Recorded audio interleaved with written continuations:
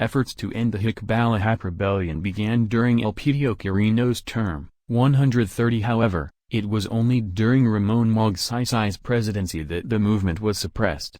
Magsaysay's successor, Carlos P. Garcia, initiated the Filipino First policy, which was continued by Diosdado Macapagal, with celebration of Independence Day moved from July 4 to June 12, the date of Emilio Aguinaldo's declaration, and pursuit of a claim on the eastern part of North Borneo. In 1965, Macapagal lost the presidential election to Ferdinand Marcos.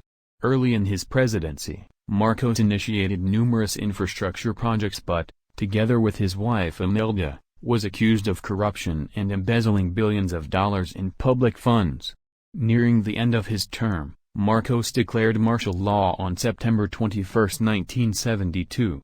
This period of his rule was characterized by political repression, censorship, and human rights violations.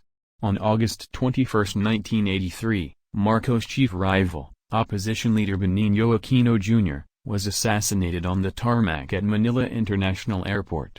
Marcos called a snap presidential election in 1986. Marcos was proclaimed the winner, but the results were widely regarded as fraudulent.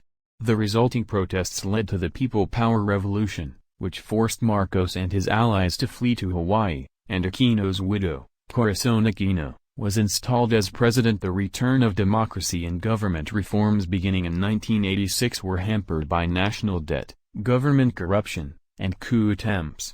A communist insurgency and a military conflict with Moro separatists persisted, while the administration also faced a series of disasters, including the sinking of the MV Doña Paz in December 1987, 151 and the eruption of Mount Pinatubo in June 1991.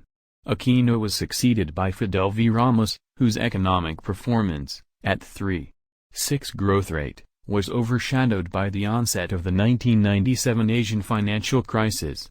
Ramos' successor, Joseph Estrada, was overthrown by the 2001 EDSA revolution and succeeded by his vice president, Gloria Macapagal Arroyo, on January 20, 2001.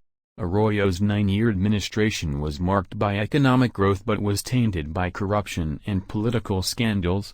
On November 23, 2009, 34 journalists and several civilians were killed in Maguindanao. Economic growth continued during Benigno Aquino III's administration, which pushed for good governance and transparency. In 2015, a shootout in Mamasapano resulted in the death of 44 members of the Philippine National Police Special Action Force, which caused a delay in the passage of the Bangsamoro Organic Law. Former Davao City Mayor Rodrigo Duterte won the 2016 presidential election, becoming the first president from Mindanao. Duterte launched an anti-drug campaign and an infrastructure program. The implementation in 2018 of the Bangsamoro Organic Law led to the creation of the autonomous Bangsamoro region in Mindanao.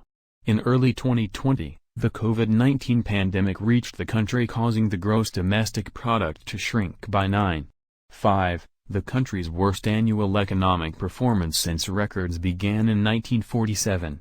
Marcos' son, Bongbong Marcos, won the 2022 presidential election, together with Duterte's daughter, Sara Duterte, as vice president.